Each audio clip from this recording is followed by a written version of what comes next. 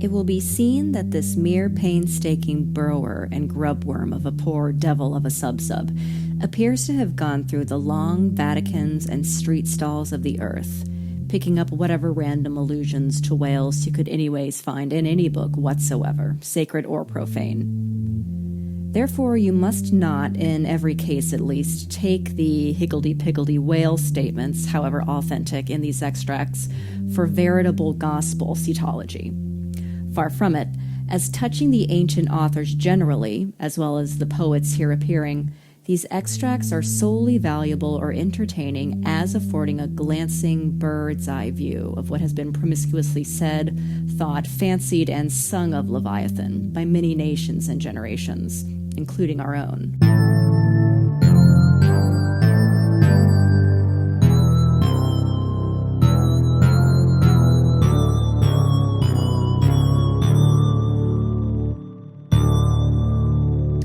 Welcome to PequodPod, the podcast on the wonder world of Herman Melville. My name is Tristan. I'm Meg.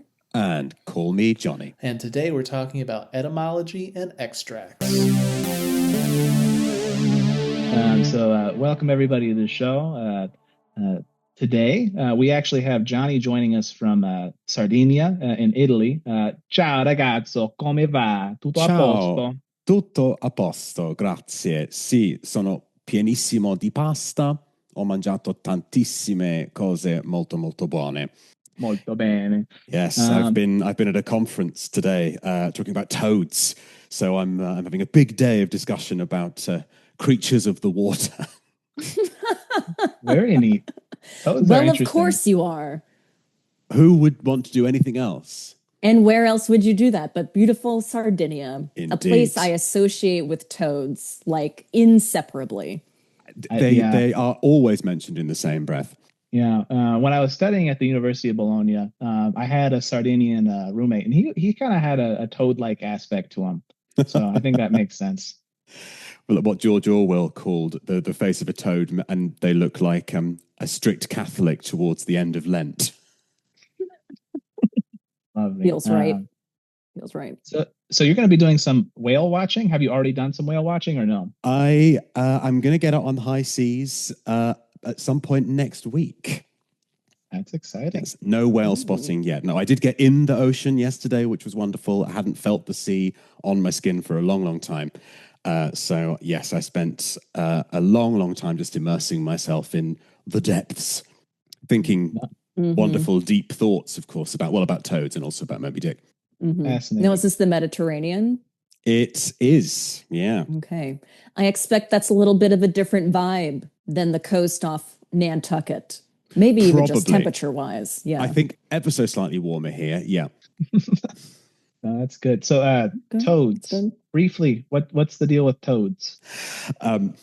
I was talking about Giovanni Boccaccio and his Decameron, which I'm sure you and the listeners all know, is, roughly speaking, a collection of 100 short stories connected by a framing tale. And in one of the stories, there is a toad, which is actually a catalyst for the tragedy that unfolds in this particular story. 2 young people get poisoned by this toad, and they lose their lives. And so, yes, I've been talking about how the toad is a metaphor for the developing genres of the Decameron. Oh, interesting. Well, moving on from Boccaccio to Melville. I like it.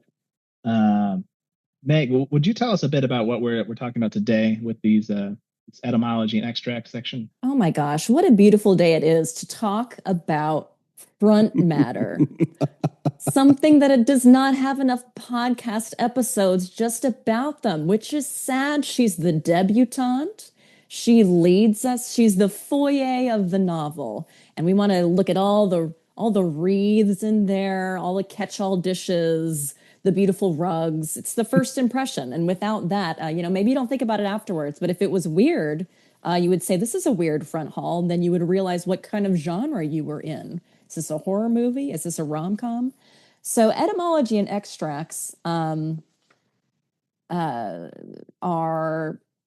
couple pages worth of pre-information. So this is before we get to our beautiful so-called opening line of chapter 1.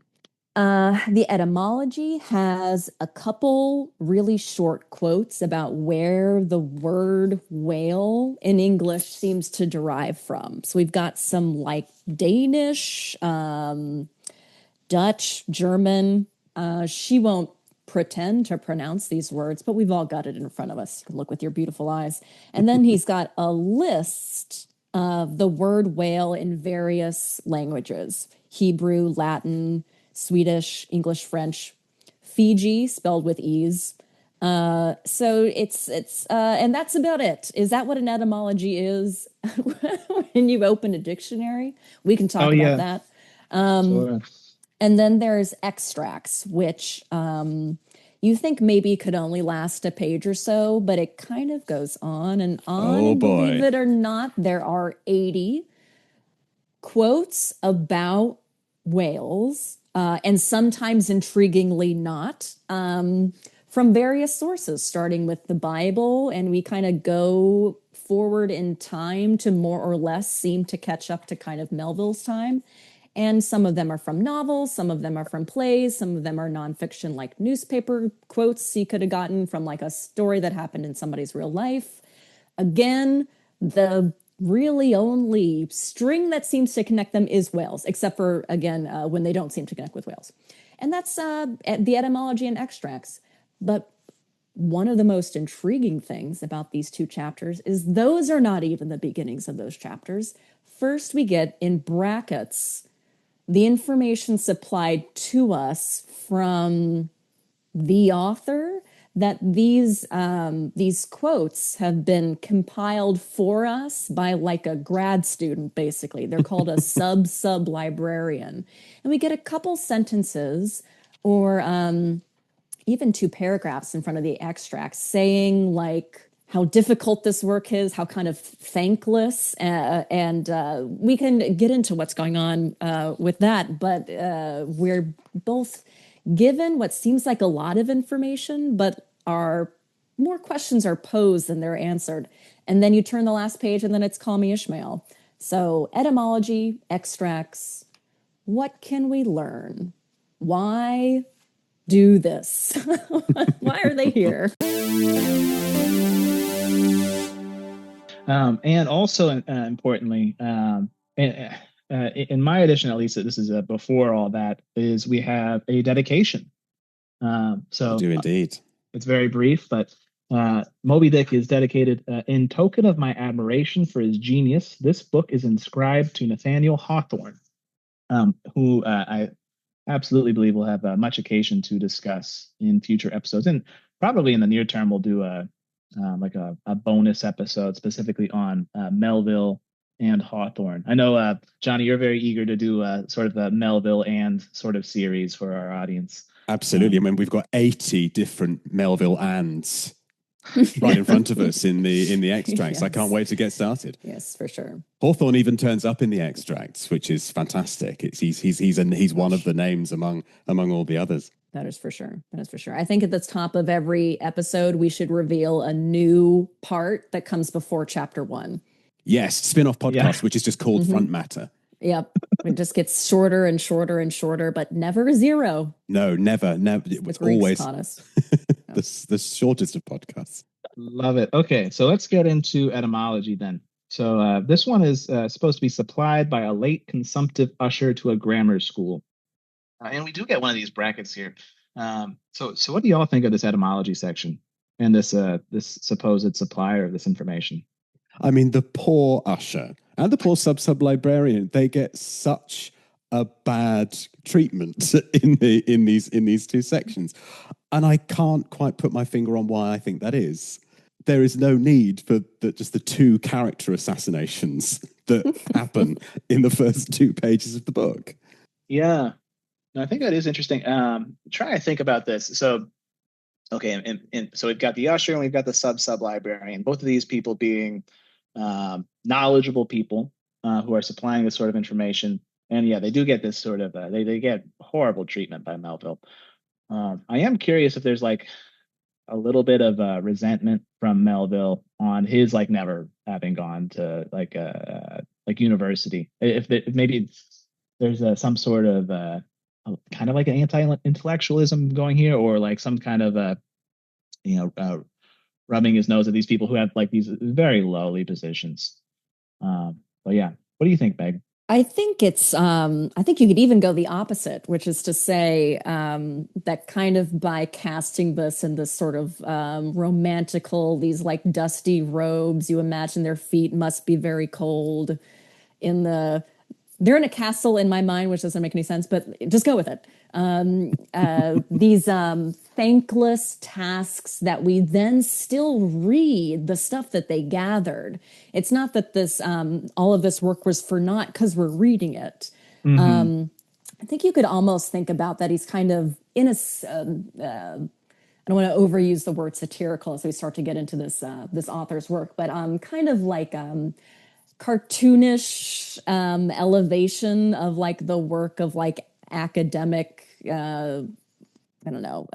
labor here. But I think that for me, one of the most interesting things, if you don't mind looking at the start of the extracts instead, is when he's like, look, this list is long and like he did his best, but still I don't want you to think that this is like the truth of like cetology. Which, on the one hand, you could think about, well, then why did you put this here? But having that sort of already contradictory phrase, and then the 8 pages of quotes can only create like an irony in why he's saying this isn't cetology. It also reminds me of, is it at the beginning or the end of Huck Finn, where he's like, I think it's the prologue or something by the author, Mark Twain, where he's like, if you try to find one bit of like reality in this book, I'm going to shoot you, which is like, but I'm going to read the book. So I think it's both. I think it's supposed to be funny, but also get you already in mind of who is compiling this information. You're reading this thing that somebody did, which makes it feel more like a living document than if we just started with the quotes without sort of this weird quasi-fictionalized, but we're about to read real quotes. Yeah, it's generic wise, it's super bizarre. To jump ahead a bit this is beyond the scope of this episode, but like kind of getting into what you're saying there. So the island that Queequeg's from, I think it's Cocovoko, but yeah, he puts in there, it's not down on any map anywhere. Real places never are. Yeah. Well, and likewise, that we get a sort of sense of how that kind of narrative strategy is going to work, even in the extracts, where we get an extract from, quote, something, close quotes, unpublished. And he's just inventing sources at this point, and that will happen several times over the course of the text. He will just invent something and just assume that we're going to go along with it. The real world is not enough. Absolutely. He has to make the adverbs. Judgmatically salted. Yeah. Okay, so getting into this etymology, so we've got this description of the consumptive usher, and then we've got something from somebody who I'm going to try to pronounce this Hakluyt. I don't know. That's probably not right. Do y'all have a better pronunciation than that? I've been doing a hakluyt in my mind, which kind of sounds like you're well, I won't make fun of the facetiously of the where this name comes from, but it's a guy who was, his first name is Richard. He was like a travel writer before we would necessarily call them travel writers. So this quote from his work is obviously it's longer.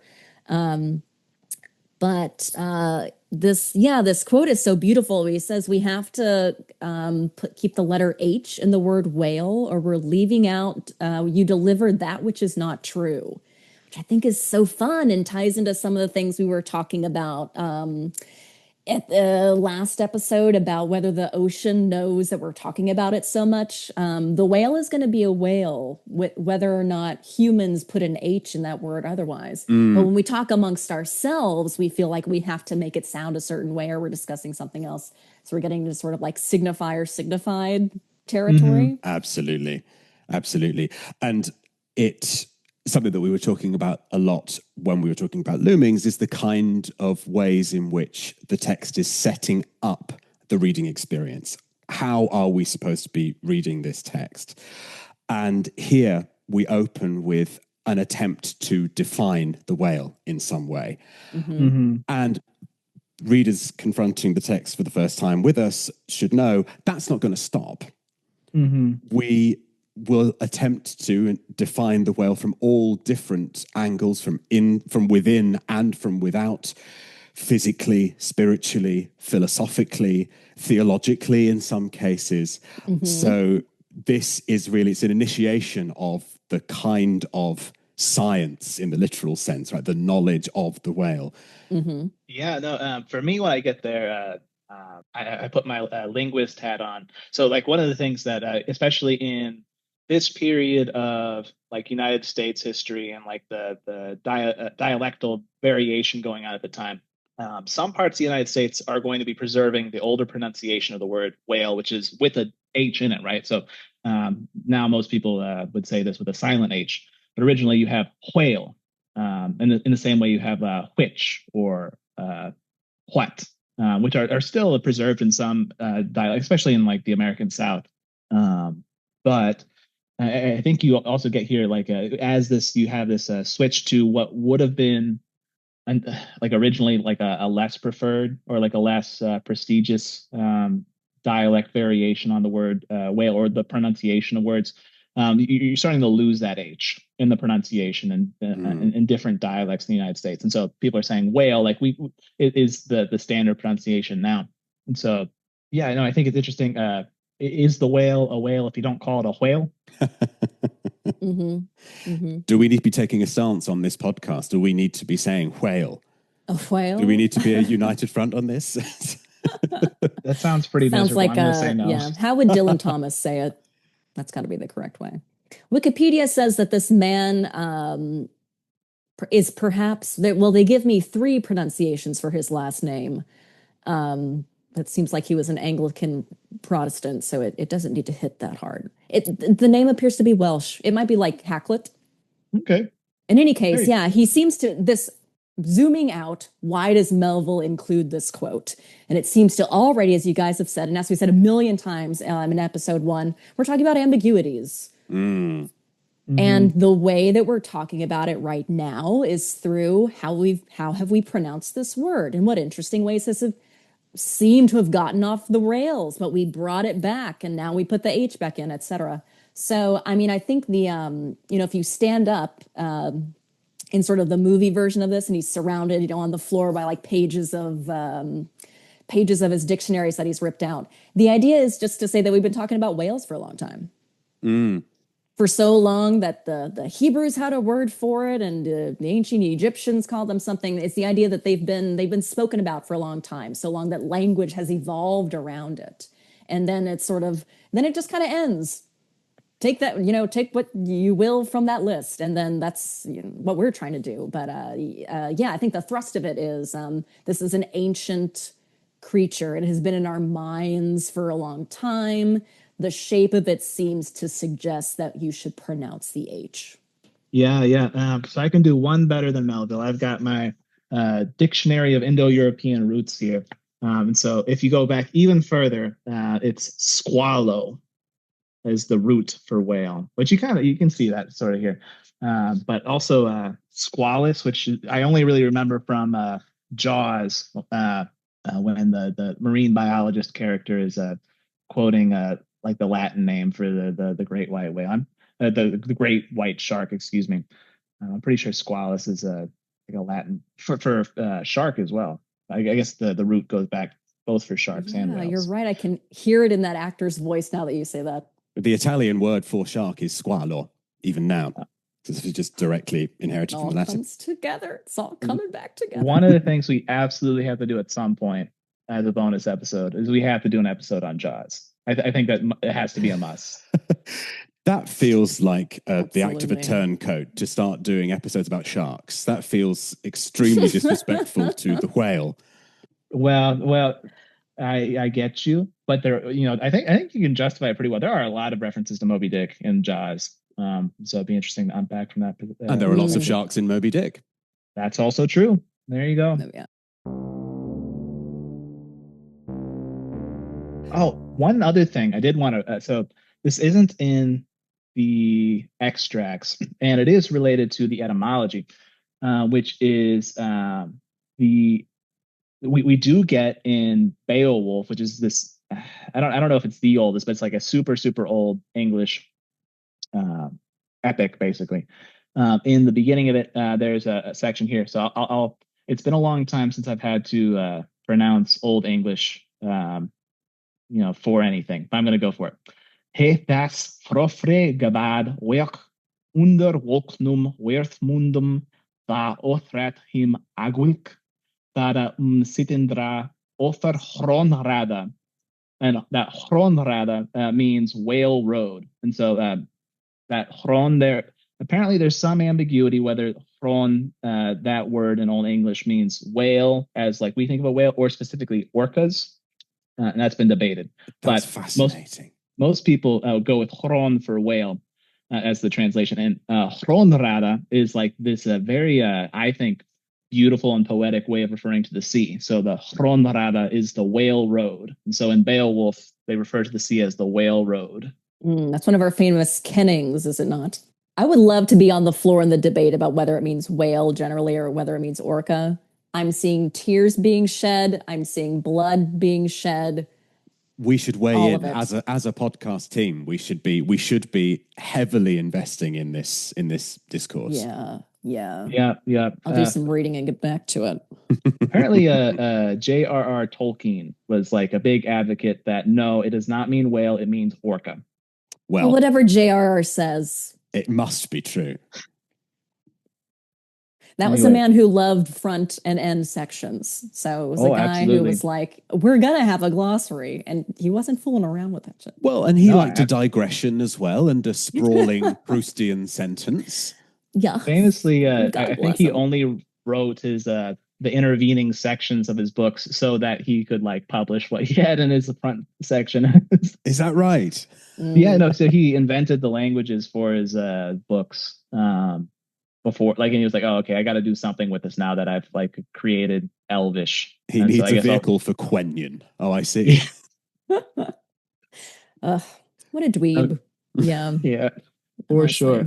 Okay. All right, let's move on to extracts. Jonny, what do you think of extracts? Let's hear from you. I think they're absolutely fascinating. I mean, something that Meg started to touch on earlier is. It's just extraordinary to me the number of different ways the different kinds of extracts seem to be priming us to read the rest of Moby-Dick very differently. But what are these higgledy-piggledy whale statements actually setting Moby-Dick up to be? I mean, we get so many different kinds of text. It engages with theological text, with the Bible, with natural history, with novels, with the epic, with theatre, with invented sources, something unpublished. And so I'm really interested in how these 80 incredibly diverse statements united by the common thread of the whale are how except when they aren't. Except when they're not. How is all this shaping our expectations for what's to come? Yeah. Yes. Yeah, for sure. I think the extracts are so juicy, like a beautiful orange, just ready for you to just sort of peel and get in there. I think there are a lot of different ways you can approach it. If you kind of just start at the beginning and read through and go, whales, there they are. And then you can kind of just get into the book and it's fine. But if you take your little tweezers, you can really get in there and find some sort of like sub-extract families to kind of start to even get into the thematic work that's going to be in the novel for the rest of the work. Yeah, please tell us more. Yeah, for sure. So you have to imagine all of this is coming from me in kind of like a Charlie Day mode in front of the thing with the red tape, and it's like, has Meg seen sunlight? Get her some lemon juice. So all of this is basically coming from a really beautiful paper that I read when I was doing my own extract research. This author, his name is Frank Shuffleton. I think he's a Melville scholar of note. He wrote a really lovely, very readable paper in the early 80s called Going Through the Long Vaticans, which is him basically saying, what's up with the extracts? What's going on here? And he basically has split them into 3 sections, which, if that is interesting to you, can be very interesting. So 1 through 30, from what I can glean from his writing, the first 30 of them, he's positing basically our early human-whale relationships largely through what he calls visions of commercial utility. So these are quotes where he's saying, like, this whale will be worth 2 boatloads of oil, or we can get 30, got a good quote, number 30, extract number 30, which is also the number of how many men are in the Pequod's crew. It says 30 ducats for the first discoverer of the whale. So here we're setting up that there is a relationship between humans and whales. It's largely based in like fear and what can we get money out of it, because that's how we've been interacting with the world, or at least that's what we've written down that he has found that he's interested in, Melville or whoever it is we think wrote this section. And the second one are sort of the next 20 quotes or so. 31 through 52 is what he says. And he says that these, quote, expand the possible relationships between Leviathan and man. Here we get some scientific measures of them. And I think some really beautiful quotes about how people are using like the stripped whale jaws to be portals. Really beautiful. And then lastly, it becomes, Frank puts this in scare quotes, but American. Okay. We start to get into sort of like Gothic scenes of like shipwrecks. These are when we get our really interesting mutiny quotes, which are my favorite ones. I would love to talk about the Essex. You guys just tell me when you're ready for that one. But these are when almost the whale comes back to being a metaphor, as it was in the first few extracts. But now it's like human consciousness. Basically, Shuffleton's thesis is that the extracts are telling us about how humans interact with the world, but the metaphor throughout is whales. Okay. And that's what Moby-Dick is. That's the entire novel we're about to get into. So if that kind of map is interesting to you, you can really get into like what this quote is doing with this quote, but also you can zoom out just a little bit more and kind of see the shade of it change throughout all of the 80 quotes and see how the whale metaphor becomes frightening, becomes comforting, becomes like exoticized, becomes like this thing we can control. I think we can measure. And then lastly, just sort of a way with us to talk about God. Yeah, no. So to take that very last point and like extend on it, one of the things that I find like a tension in these extracts is like, what is God's relationship to 1, the sea, and then 2, to whales, and whales as like a being emblematic of the sea. So there's a couple of extracts here. So the very first extract is, and God created great whales, which is in Genesis. And I think I got here in the notes which one that is Genesis chapter 1, verse 21, and God created great whales, which is interesting because in Genesis, the first like specifically named creature that's created is the great whales, which I didn't realize until I was doing the research for this, but I thought that was interesting and profound in relation to like this choice of topic. And specifically, so like getting to this idea of like the tension there, Melville loves to conflate whales with Leviathan. Like basically if there's like, for me as the reader, if I get some ambiguity, is this like person, this extract actually talking about a whale, or sometimes it seems more like some kind of sea dragon or something. For Melville, no, it's all whales. And specifically, if we get to the quote from Isaiah, in that day the Lord with his sore and great and strong sword shall punish Leviathan, the piercing serpent, even Leviathan, that crooked serpent, and he shall slay the dragon that is in the sea. And to me, there's a tension there. So did God create the whales, or is God going to punish the whales, or what's the relationship there? And one of the things that me being a huge religious studies nerd like really latches on to is the specific ancient Near East context of the Old Testament, right? So in Genesis, we get like God creating all these different things.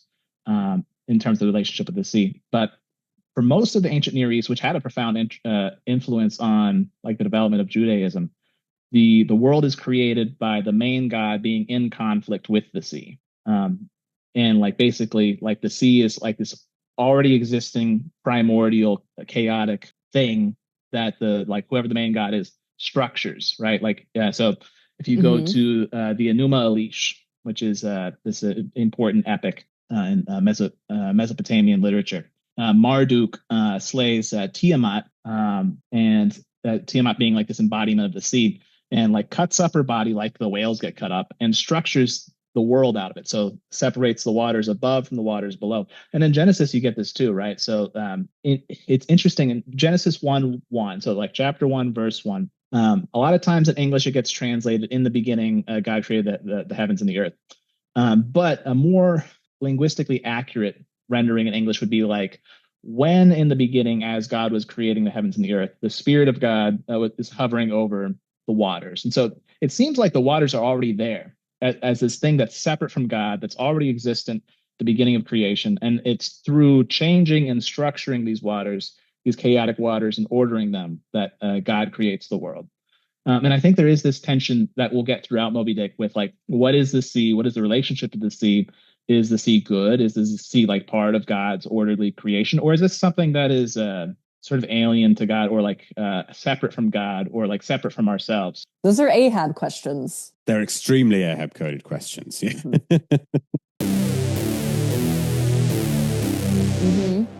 Yeah, the first 5, I think, which are explicitly saying about the Lord, where it's from Psalms. If it says thou, I figure like it's about God. Are setting up those like the mankind questions, right? Like there are quotes in the extracts that are about the world, and then there are quotes from like when I was on a boat. So we're constantly like zooming in and zooming out, zooming in and zooming out. And the accumulation of those over 80 quotes is, I think the project is the same as the etymology, which is to say, like this includes everybody. I think even if you haven't gone whaling. So if we take a step back and like look at the etymology and then the extracts in our hands and say, why have we included these before the book starts? Kind of like what you were saying, is the idea that like the book we're about to read is like encoded in our myths as storytellers and story readers. And we've been doing it this whole time. So you're part of like this big community of like people who are about to be obsessed with whales. So it's kind of like, do you buy in to this history, which I am supplying to you through quotes? Yeah. Now, I do want to make sure, Jonny, that you, as our resident Shakespearean actor and director and knower, what do you think of this very like a whale? I recently, so I do not consider myself to be a Shakespeare expert, but I've been not forcing myself, because it's very fun to read Shakespeare. But I've been for the show, like making myself brush up on my Shakespeare, and including this section. And so I'm curious what you have to say. Well, there are 2 Shakespearean extracts. We have this one from Hamlet, though it's not actually Hamlet who speaks the words, very like a whale. It comes from Polonius.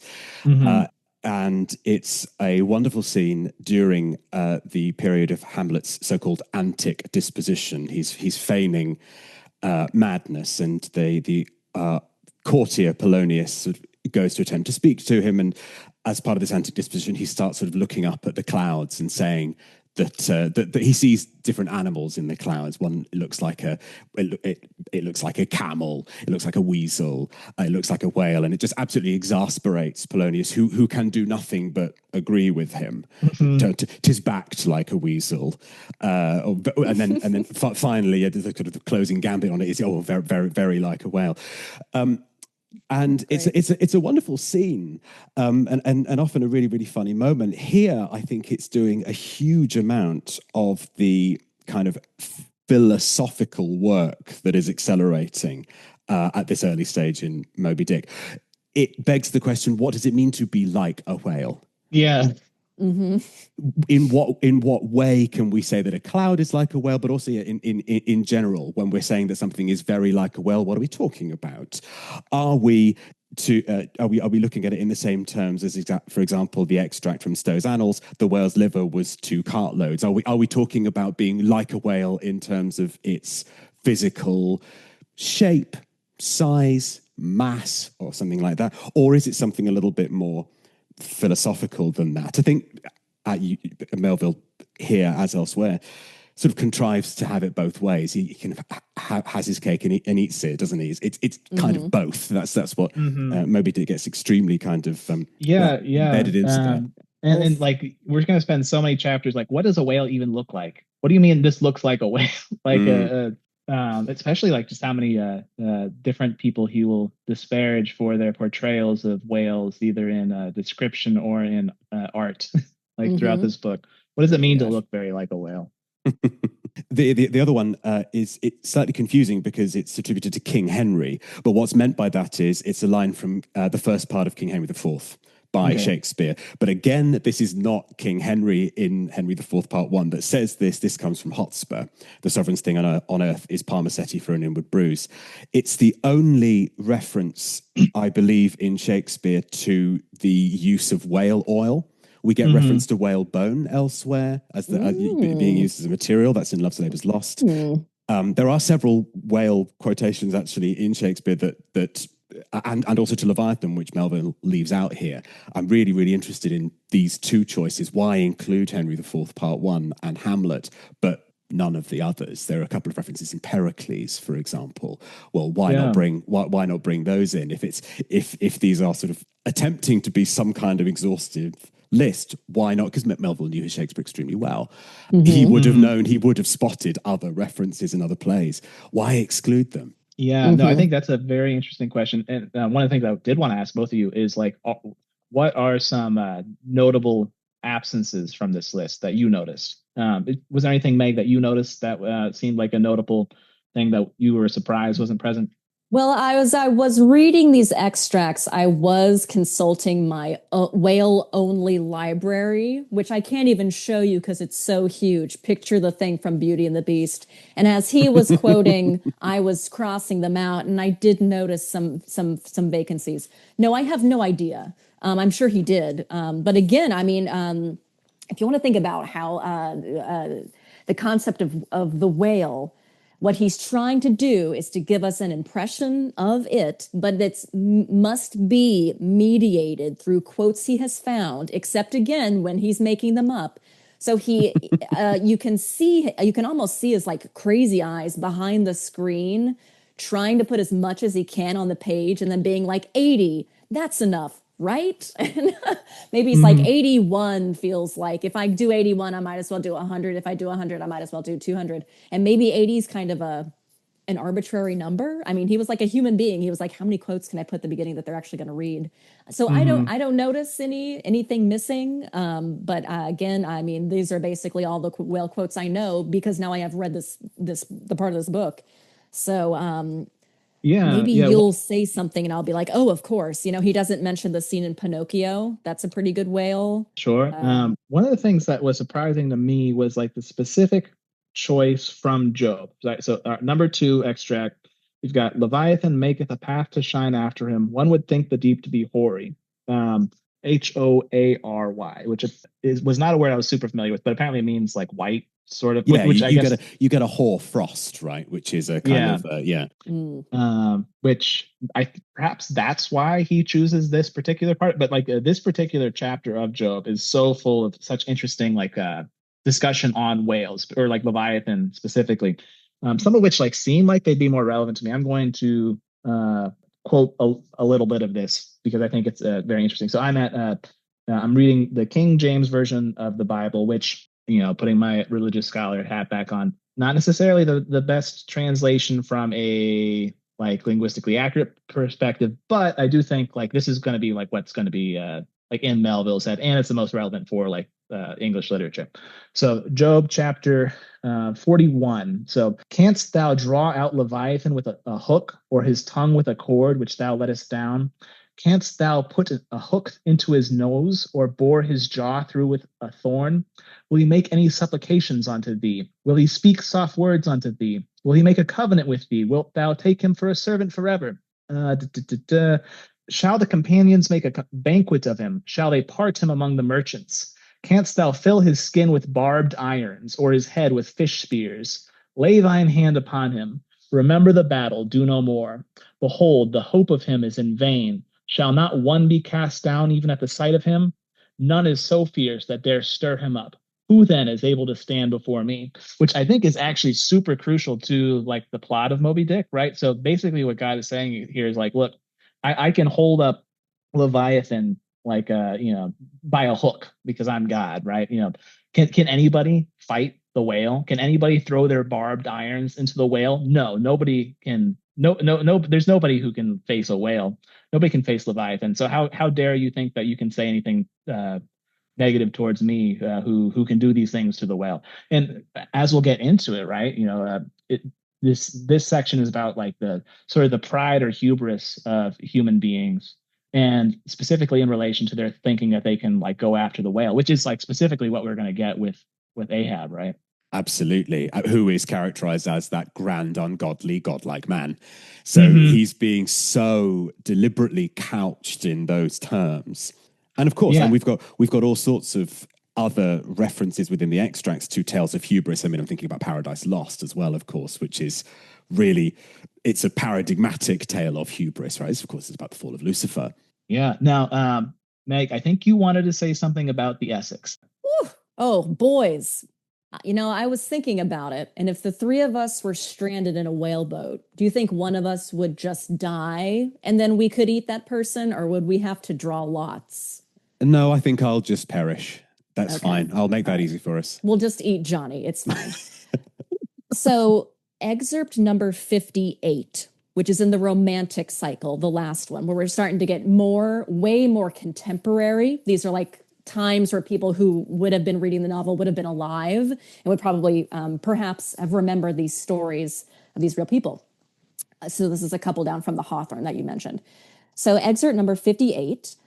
My God, Mr. Chase, what is the matter? I answered, we have been stove by a whale. It says this is a narrative of the shipwreck of the whale ship Essex of Nantucket, which was attacked and finally destroyed by a large sperm whale, Pacific coast. And this is a book by Owen Chase, who wrote his sort of memoir of what had happened after the fact. So Essex was a whale ship that left Nantucket in like 1820 and was doing its thing. And this crazy thing happened, which is that a bull sperm whale, or sperm whale bull, a bull we'll fix that whale. in post. Yes, perfect, sounds good. Attacked the ship, not the little whaleboats. Or it might have actually also done the little whaleboats, but it wrecked the ship. It attacked the whale ship Essex, and it sank. And everybody in the crew, 20 dudes or whatever, had to scramble into the whaleboats, which maybe calling it a whaleboat makes it sound like some sort of like specialized equipment. It's like a rowboat. Nothing fancy about it, not a lifeboat. It's like a little canoe. And they were like in the Pacific, and they couldn't go to Hawaii because of like storms, and they couldn't go back to the Galapagos for some reason. But they were kind of close to Tahiti, but they decided not to go because, as Melville writes elsewhere, they dreaded cannibals. It was because the sort of like the gossip through the Nantucket grapevine was that the South Pacific Islanders practiced cannibalism and also homosexuality. And they were like, no, we're from Massachusetts. The spirit of these people is alive today, I think. But they's kind of drifted around, found an island, drifted around some more. And a lot of the guys who ended up in the whaleboats trying desperately to find like European sailors ended up having to eat each other because they were floating on the open ocean. And to an interesting degree, it's called maritime survival cannibalism, was kind of understood to be something that might have to happen. And if you did it, if someone died naturally, or if no one was dying. You had to eat. It was understood that if you did it totally by chance, everyone was given the totally equal opportunity of like picking lots or like straws. If that was done completely randomly, you wouldn't be like prosecuted if you ever got, taken in by European society again. And that's what happened with these guys. Owen Chase wrote his memoir about it for a long time. I was re-listening to the last podcast on the left, did a two-parter about it. I don't know if that's a show either of you would be into, but I think it's a lot of fun. But they were talking about it. And to quote Marcus Parks, the really interesting thing about this story is that by trying to avoid cannibalism, as he says, ironically, they guaranteed it. So this quote, and the one from the Globe Mutiny later is both they were whalers, and we know the narrative that's coming down the horn is about whalers. So is something like that going to happen to us? So he's getting us excited about the plot, which is fine. But he's also saying the way that we interact with these creatures is incredibly dangerous, and who knows what's going to happen to you once you're out on a ship in the ocean with a bunch of crazy dudes. You might have to eat each other. I think it's a wild, insane billowing open of the stakes of the story we're about to read. Yeah, no, absolutely. Johnny, do you have anything you want to say about that? I do want to hear your thoughts on the Milton present and the extracts. Certainly. Well, I mean, the thing that I wanted to just add about the Chase quotation is that an element of that story that is so important to Melville, and particularly in his characterization of Ahab, not and of course Moby-Dick himself, is that the overwhelming theory was that this whale was sank the ship out of malice. That it was actually swimming away, and then it turned around, and then for no real reason, not in order to preserve itself, seemingly, out of pure sort of vengefulness, it destroyed and sank the boat. Now, it seems whales, according to sources that I've read, don't have a sense of vengeance. I don't know any animals that do.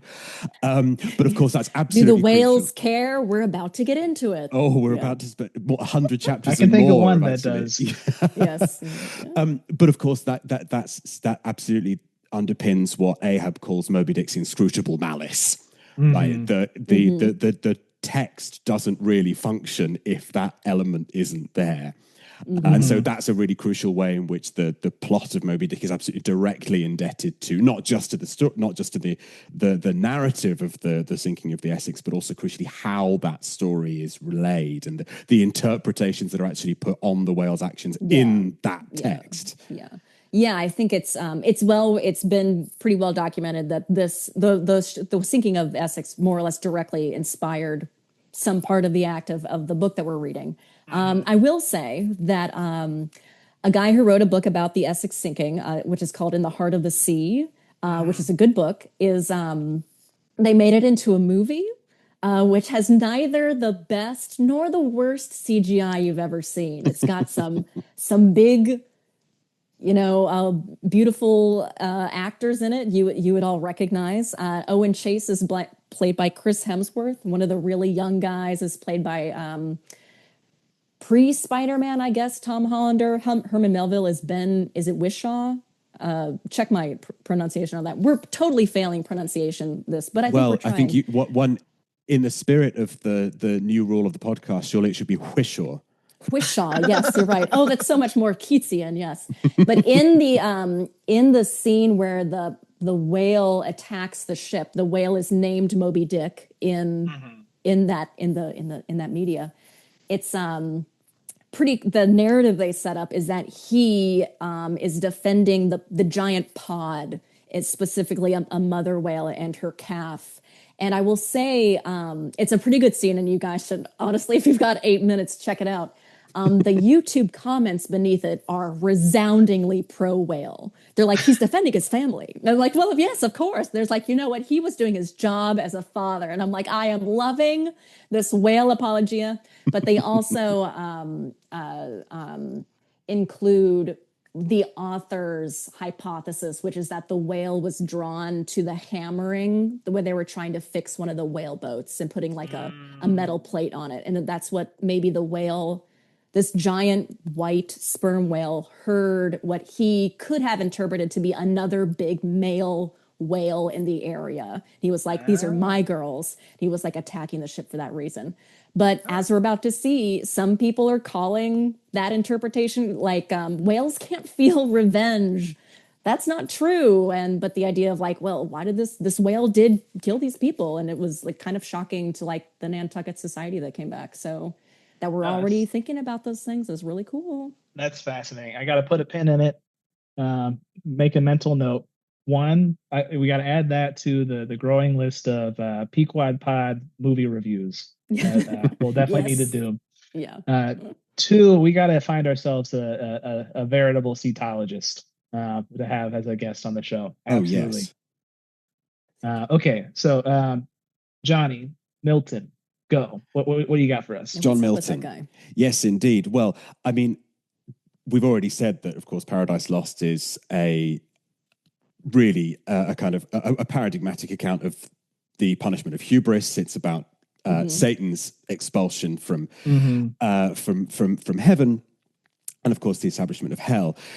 He is going to be Satan. This is a really, really important figure again in Ahab's characterization, specifically in terms of his rhetoric, to say nothing of the fact that, of course, Ahab's own hubris will be dealt with in ways that new readers will discover before not too long. So on the intertextual level, I think it's very, very important for those reasons. I think it's also very, very interesting that Melville is deliberately bringing in an epic here, which is a word that gets used of Moby-Dick in terms of what its form actually is. Are we looking at a novel? Are we looking at a prose epic? People are divided. I'm still not quite ready to call it a novel, I don't think. I think it must be something slightly different. And I think throwing the epic into the mix here sets that particular cog whirring as well in terms of how we're supposed to be engaging with the rest of the text. It's interesting that Milton gives us some factual inaccuracies about whales, and Melville is nevertheless happy to include them.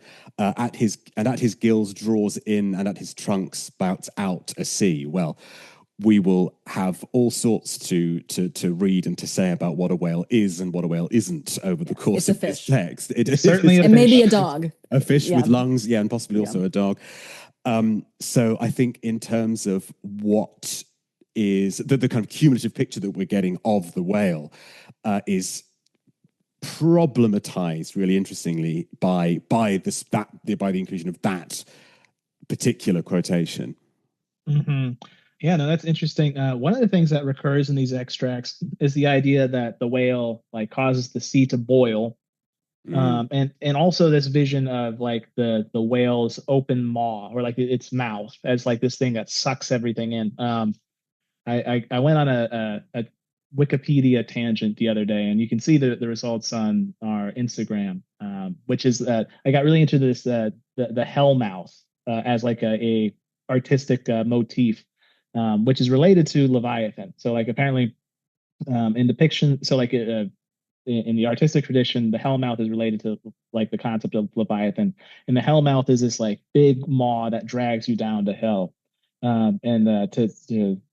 Thinking about Paradise Lost, thinking about the devil, and thinking about like this boiling supposed nature to the whale, like I can't help but like think of like that open maw as like the gates of hell. That like draws the prideful down.